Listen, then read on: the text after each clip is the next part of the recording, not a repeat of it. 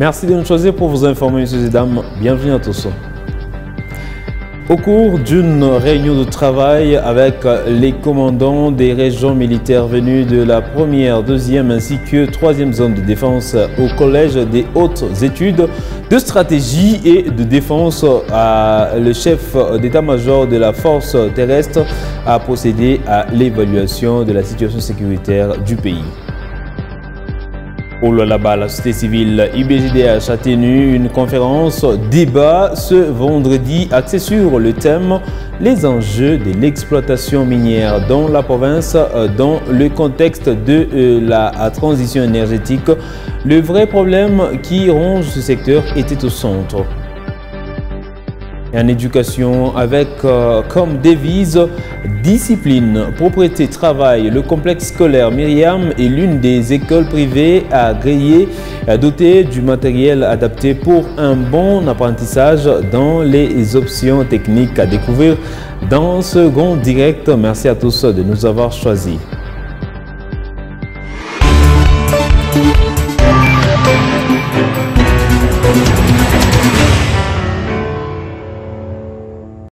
Encore une fois, bienvenue à tous. Le chef d'état-major de force terrestre, le lieutenant général Sikabwe Asinda Fall, a procédé ce jeudi 8 juin à l'évaluation de la situation sécuritaire du pays au cours d'une réunion de travail avec les commandants des régions militaires venus de la première, deuxième et troisième zone de défense au Collège des hautes études de stratégie et de défense à Kinshasa.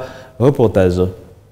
L'évaluation de la situation sécuritaire du pays a été au centre de la réunion présidée ce jeudi 8 juin 2023 par le lieutenant général Sikabwe Asinda Fall, chef d'état-major de la force terrestre. Cette réunion a eu pour cadre la salle de souvenirs du Collège de hautes études de stratégie et de défense de Kinshasa. Elle a regroupé autour du chef d'état-major de la force terrestre les commandants des régions militaires de la première, de la deuxième et de la troisième zone de défense de notre pays. La réunion s'est particulièrement penchée sur l'expansion de la menace des assaillants Mobondo sur la ville-province de Kinshasa et les provinces du Kwango, du Kwilu et du Congo central vers Kimvula. La problématique des éleveurs transhumains Bororo, la situation sécuritaire dans l'espace kassaïen et dans la partie est de notre pays ont également été passées au peine fin par les participants. Dans son intervention, le chef d'état-major de la force terrestre a mis un accent particulier sur les options stratégiques à implémenter pour faire face à toutes ces menaces. Sous le contrôle, sous votre responsabilité, m'ont poussé à provoquer cette réunion. Cette réunion qui est une réunion de commandement élargi en vue de trouver des solutions appropriées aux questions sécuritaires en cours, comparativement à nos missions régaliennes selon l'article 187 de la Constitution, qui sont la défense de l'intégrité du territoire national et des frontières contre toute subversion et contre toute agression. Assurer la sécurité des personnes et de l'ordre. Pour le général-major Ilondo Ifondo Igo, commandant intérimaire de la première zone de défense, sa structure est prête à se mettre en œuvre une fois les options stratégiques mises à disposition. Il en a profité pour présenter la situation générale dans sa zone d'intervention. Il s'en est suivi des exposés sectoriels présentés par chaque commandant des régions militaires présents avant les travaux en commission. Les conclusions et les recommandations seront transmises au chef d'état-major général des FARDC pour des orientations et des décisions. Au cours de ces assises, les commandants AI de la première zone de défense, les commandants de l'opération Kwamod et les commandants du secteur opérationnel Nord-Équateur ont été associés à cette rencontre qui se tient une fois l'an. Et puis le chef du gouvernement congolais, Jean-Michel Samalukonde Kyenge, a présidé ce jeudi 8 juin à son cabinet de travail une cérémonie de signature officielle du protocole d'accord entre la Commission électorale nationale indépendante CENI, l'Office national d'identification et de la population ONIP et l'Institut national de la statistique INS. Ceci est dans le but de doter le pays d'un fichier général de la population à travers les opérations d'identification et de recensement. Plus de détails dans ce commentaire de Sarah Sampo. Ce protocole d'accord est relatif au transfert des dispositifs d'enrôlement, des données cartographiques et du matériel de collecte par la CENI aux deux autres institutions appelées à poursuivre dans le cadre de la mutualisation des opérations d'identification et de recensement général de la population, ce qui ouvre la voie à la délivrance bientôt des cartes d'identité nationale à la population. Cette importante cérémonie s'est déroulée en présence de quelques membres du gouvernement, du cabinet du président de la République, du président de la CENI, des directeurs généraux de l'ONIP et de l'INS, ainsi que des membres du comité technique de mutualisation. Les différents discours de responsables des institutions concernées ont immédiatement été suivis par la signature du protocole d'accord, document important qui matérialise la mutualisation des opérations d'enrôlement, d'identification et de recensement de la population. Le président de la CENI a procédé par la même occasion à la remise symbolique des matériels ayant servi à l'enrôlement des électeurs à l'ONIP pour qu'à son tour, l'ONIP puisse procéder dans les jours qui suivent au lancement officiel de l'opération d'identification de la population, notamment par la ville-province de Kinshasa comme province pilote. Ceci va permettre d'économiser les moyens financiers que le gouvernement de la République devrait dépenser pour réaliser ces opérations. Outre le matériel, la CENI met à la disposition de l'ONIP son personnel temporaire qui a travaillé lors de l'enrôlement pour réaliser cette opération. Le Premier ministre Jean-Michel Samaloukonde a demandé à toutes les parties prenantes à ces processus de redoubler d'ardeur en vue de les parachever et d'en tenir les objectifs. Il a remercié tous les acteurs qui ont permis que l'on puisse arriver à ce stade de signature du protocole d'accord, en commençant par les membres du gouvernement pour leur implication directe, ensuite les responsables de la CENI, de l'ONIP et de l'INS. C'était plutôt un reportage de Sarah Sompo rendu par Lina Kachund. On va parler de la justice à la une de l'actualité en République démocratique du Congo. Les perquisitions qui ont été menées dans les résidences de certains opposants politiques ces derniers jours. La rédaction de Mikobara de télévision s'est intéressée à ce concept du domaine de la justice pour savoir quelles sont les conditions légales prévues par la loi pour cette opération. Léo Kingu a rencontré deux praticiens du droit qui en parle dans ce récit. Pour Joseph Mouland, enseignant-chercheur en droit, cette opération est prévue par la loi congolaise. La perquisition, c'est une procédure légale, une procédure régulière qui est logée dans les lois de la République, très bien consignée. C'est que ça arrive dans certaines circonstances lorsque l'instructeur du dossier, il y a un besoin qui s'est fait sentir. Il estime qu'il a besoin de compléter les éléments de son dossier et que le devoir ou la nature du dossier l'oblige à pouvoir effectuer un mouvement, la perquisition, c'est que l'autorité instructeur peut entrer dans n'importe quel lieu pourvu que les éléments puissent être à sa disposition afin de compléter son dossier. La loi détermine aussi dans quelles conditions doit s'effectuer la perquisition, précise Molantumba, avocat au barreau du Lualaba. Pour effectuer une perquisition, il y a deux cas. Lorsqu'il s'agit d'une infraction flagrante, c'est-à-dire une infraction qui vient de se commettre ou qui est en train d'être commise, on peut perquisitionner sans aucun document, parce que c'est une infraction qui vient de se faire. Mais lorsqu'il s'agit d'une infraction qui n'est pas flagrante, cette fois-là, il faut l'autorisation. Aussi, la perquisition doit être effectuée en présence de la personne au domicile de laquelle la perquisition est faite.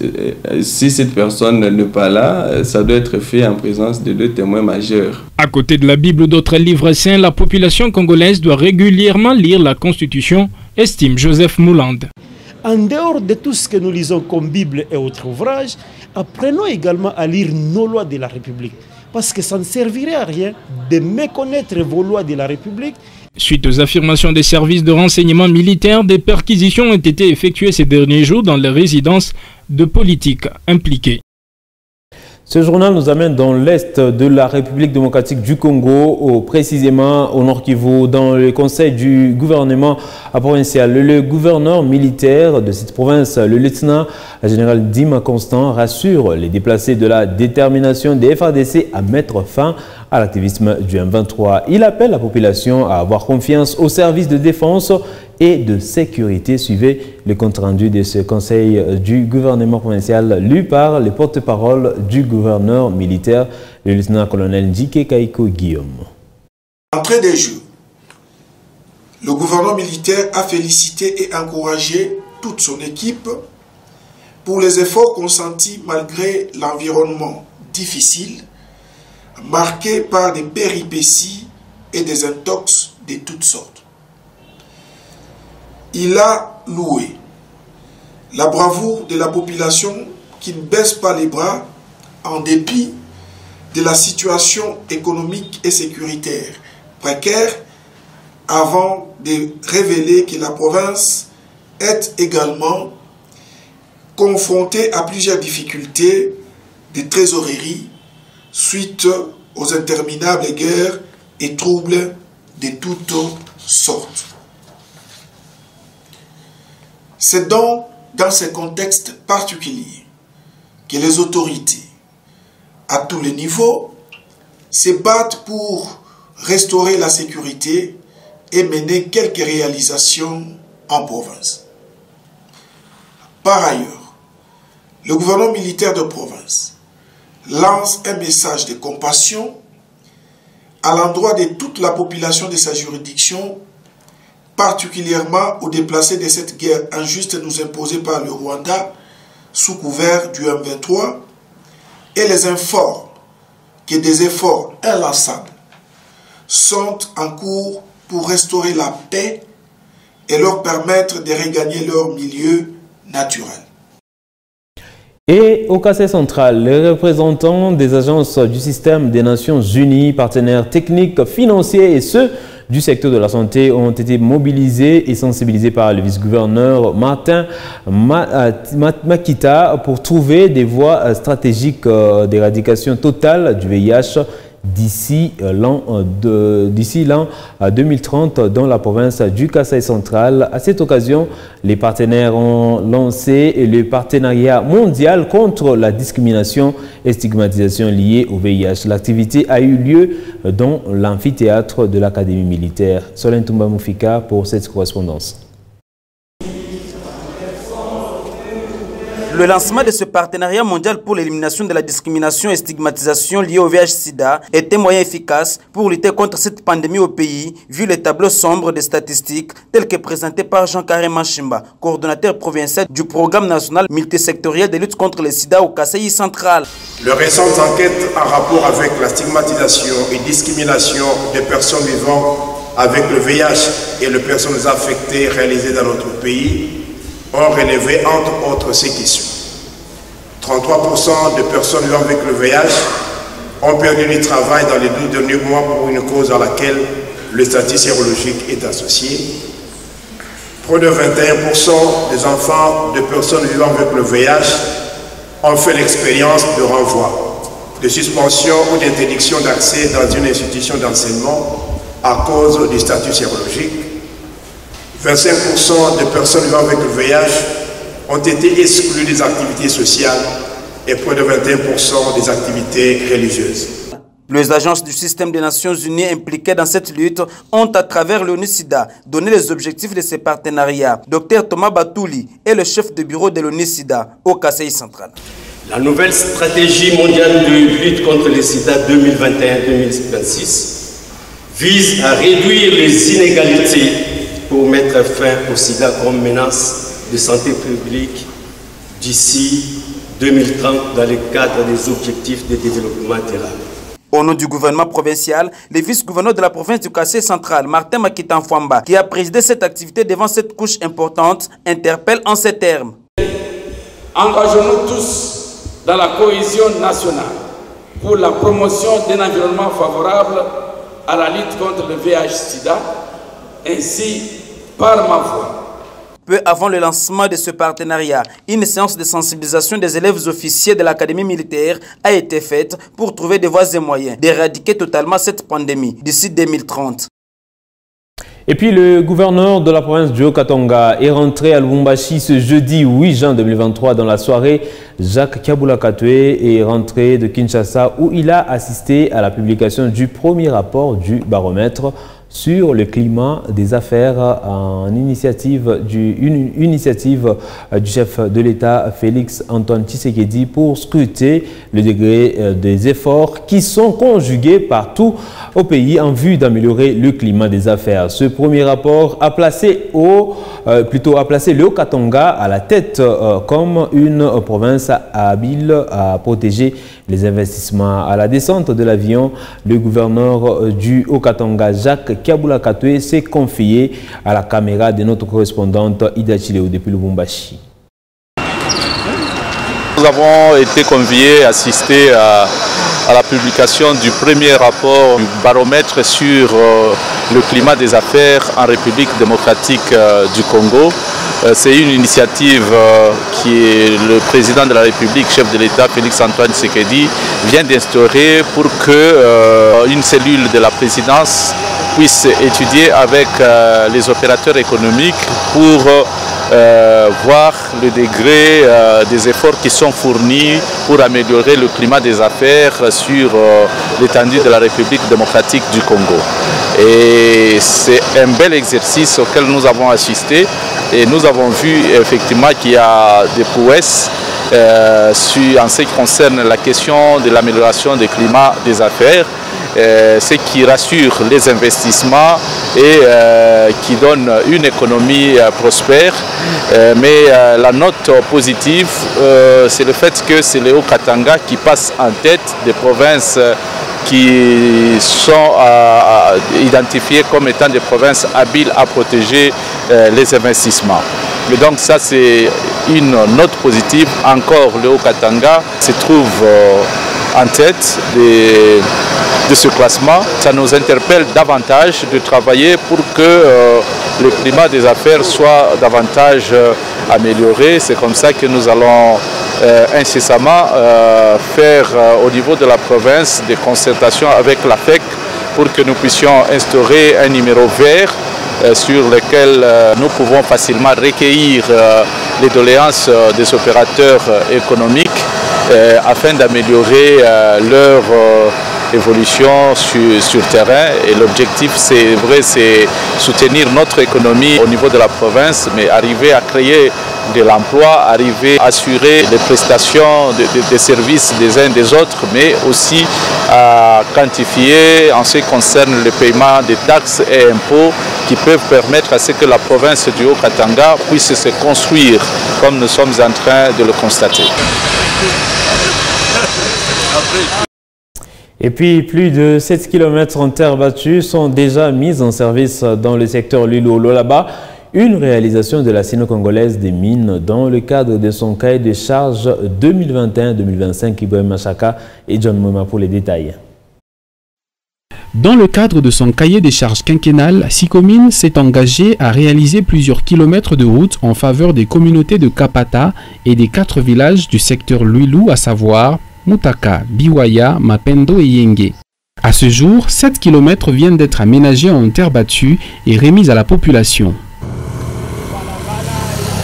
Ces motocyclistes ont l'habitude de travailler sur le tronçon Biwaya-Kapata. Le calvaire qu'ils connaissaient sur cette route appartient désormais au passé. Ils en félicitent Sicomine. Nous sommes très contents parce que la route a été aménagée. À l'aise, à l'aise, à l'aise. Avant, c'était difficile de circuler ici entre la boue et les nids de poules, mais aujourd'hui, la circulation est bien fluide et nous apprécions. Que Sicomine continue de faire son travail, nous apprécions énormément parce que cette route était difficile à fréquenter avec beaucoup de nids de poules et la boue en saison de pluie. Mais aujourd'hui, nous pouvons y circuler facilement et la consommation est bien meilleure. Que Sicomine continue de travailler ainsi. Lors de notre dernier passage sur la route de Mousso-Kantanda, nous avions rencontré cette dame de 83 ans qui se rendait à près d'1 kilomètre pour se ravitailler en eau à la rivière. Aujourd'hui, Sicomine a foré un puits d'eau potable pour elle et toute la communauté de son village, en plus de la route en terre battue qui passe juste devant chez elle. Elle dit être heureuse. Nous sommes juste reconnaissants devant Dieu et devant vous par le fait qu'on nous a amené de l'eau. Vous savez, avec l'âge que nous avons, ce serait difficile à l'épuiser. Nous sommes très heureuses et nous vous remercions. D'autres routes seront bientôt livrées par la Sicomine jusqu'à atteindre le quota entendu dans le cahier des charges. À notre passage, les travaux étaient sérieusement avancés. Et avant de procéder à la délocalisation du village Tchaboula par la compagnie minière de Moussonoy, les responsables de ce géant minier ont en amont eu des échanges avec la population de ce village sur la manière dont cette délocalisation va se faire. Après des discussions qui ont eu lieu au village Tchaboula, la population a choisi de prendre l'argent à la place d'une relocalisation. Les détails avec Teddy Dizamba. Soucieuse du respect de la procédure légale en matière de délocalisation, la compagnie minière de Moussonoy a entamé un dialogue avec les communautés directement impactées par son projet minier, les habitants du village Tchaboula. C'est la salle Père Jordan des prêtres du Divin Sauveur installée au village Tchaboula qui a servi de cadre d'échange entre les responsables de Comus, les habitants de ce village, sous l'assistance des sociétés civiles du Lualaba et quelques ONG de droits de l'homme, ainsi que la commission provinciale de la délocalisation. Ce lieu était le cadre pour les dirigeants de Comus de se mettre d'accord sur la manière de les délocaliser.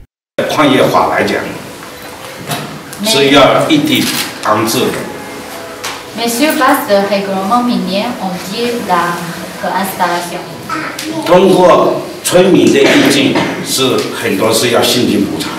Mais la position de la population, c'est payé en espèces.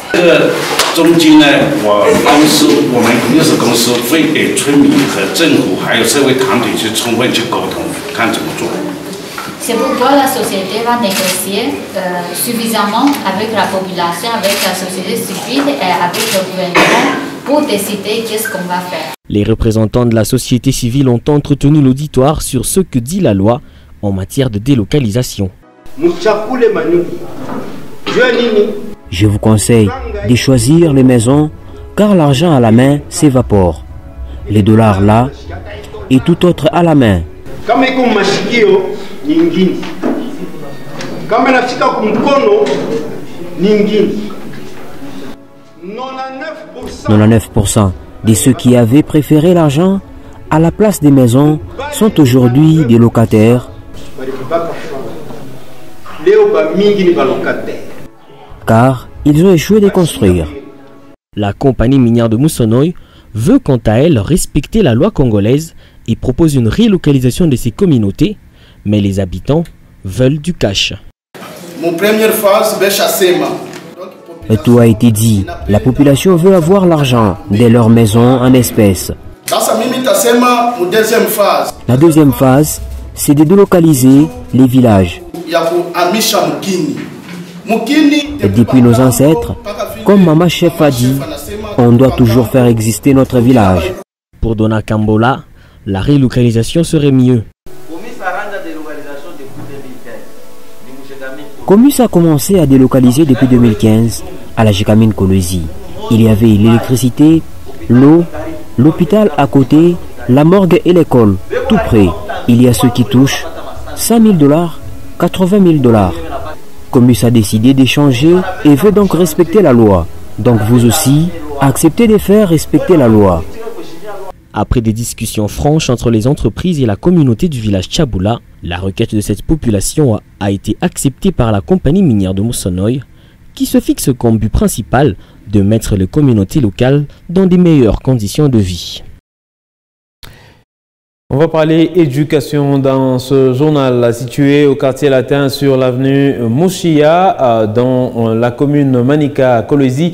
Le complexe scolaire Myriam reste l'une des écoles techniques dotées du matériel adapté pour un bon apprentissage dans les options techniques, à l'instar de la mécanique générale et auto, la coupe et couture, la commerciale et gestion ainsi que l'électricité. La qualité de sa formation accroît presque chaque année l'effectif du nombre d'élèves venant de partout. Découvrez ce complexe scolaire dans ce récit de Michael Mutwila.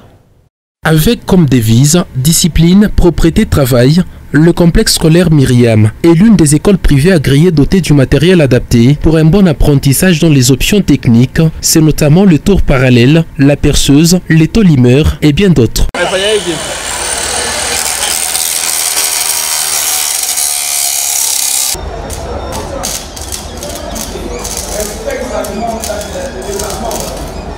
Dans cet atelier par exemple, les élèves de la mécanique essayent de faire le plaçage d'une pompe d'injection à travers la bande d'essai. Le trovan, ça nous aide à démarrer et à couper aussi. Ça c'est le circuit de carburant. Ça c'est entrée.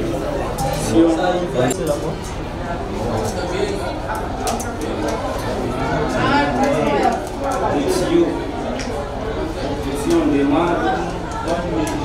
Entre-temps, ceux de l'électricité, coupé-couture et commercial de gestion ont été chacun à son poste, démontrant les connaissances apprises dans cet établissement scolaire. Ce n'est pas une solution c'est l'eau.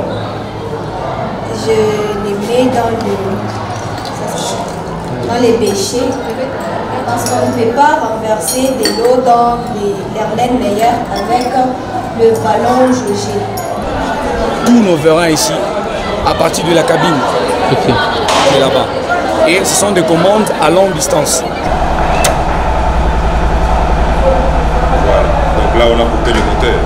Complexe scolaire Myriam reste un exploit dans le secteur éducatif à Kolwezi qui contribue efficacement à la lutte contre les chômages et la délinquance juvénile par des formations de qualité dans les options dites de métier. Welcome at Myriam Center.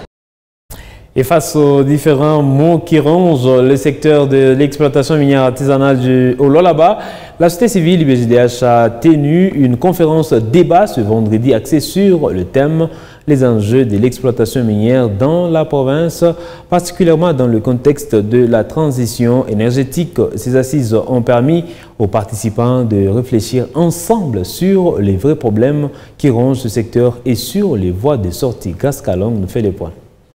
Ce thème a réuni 3 panélistes. D'abord, l'ingénieur Mbango Mwangal, qui a axé son speech sur les enjeux du cuivre et du cobalt en s'interrogeant sur le rêve congolais. Cet expert pense que la province du Lualaba réunit tous les atouts qui peuvent conduire à une industrialisation de cette dernière. Pendant que nous parlons de transition énergétique, les gens veulent venir investir dans le cobalt, parce que c'est le cobalt qui est maintenant le métal important. Et nous, dans notre temps, nous traumatisons l'industrie minière. Ça risque d'être un grand problème pour avoir des investisseurs. Mais nous, les Lualaba, on reste en arrière, ce n'est pas normal. On pouvait aussi se battre parce que nous avons le courant. Nous avons le courant. Nous venons d'avoir Boussanga qui vient de s'ajouter en Zilo et en Seke, 240 MW. Et ils vont disponibiliser à peu près 180 pour les miniers. Nous pouvons réclamer l'installation des usines ici. Et nous avons le manganèse. Ensuite, la division provinciale de mines, quant à elle, a mis l'accent sur la procédure à suivre pour mieux investir dans ces secteurs avant que le coordonnateur provincial de Crézeur évoque le mal qui ronge ces secteurs. Quelque part, ce n'est pas la faute des politiciens. Le mal en est que, de fois, on nomme des personnes sans compétences. Et nous nous détruisons nous-mêmes, Congolais. D'où cette conclusion de Dona Kambola, coordonnateur de l'IBJDH. Finalement, ce n'est pas facile pour tout le monde. Finalement, tous nous plairont. Alors, moi je pense que, au lieu de lutter pour la création de ZEA, luttons plutôt pour que ces entreprises qui exploitent puissent céder les concessions. Qui doit contrôler, qui doit surveiller le secteur. Bukonvi bule tunapasha kufanya leo, aina sema bakre mazea. Ile mina zania parmi mabukonvi ni tukombane ma entreprise ICD. Axé sur les enjeux de l'exploitation minière au Lualaba dans un contexte de transition énergétique, cette conférence débat s'est soldée par des échanges houleux entre les deux parties. Et en bref, un sommet quadripartite sur la paix et la sécurité dans l'Est de la République démocratique du Congo avec l'implication de la CIRGL, la SADC, l'EAC et la CEAC est prévu à Luanda le 13 et le 23 juin. Il connaîtra la participation des Nations Unies et sera placé sous l'égide de l'Union africaine. La décision a été annoncée samedi dernier au cours du 10e sommet extraordinaire sur la paix et la sécurité dans la région Est de la République démocratique du Congo et de la République du Soudan. Autre brève, le 17 juin, l'organisation des Premières Dames d'Afrique pour le développement OPDAD va célébrer ses 20 ans dans la capitale congolaise. Il sera question pour la plateforme des épouses des chefs d'État de dresser le bilan des 2 décennies d'action au profit des citoyens africains. Et voilà qui met un terme à ce grand direct. Merci à tous de l'avoir suivi. Restez avec nous.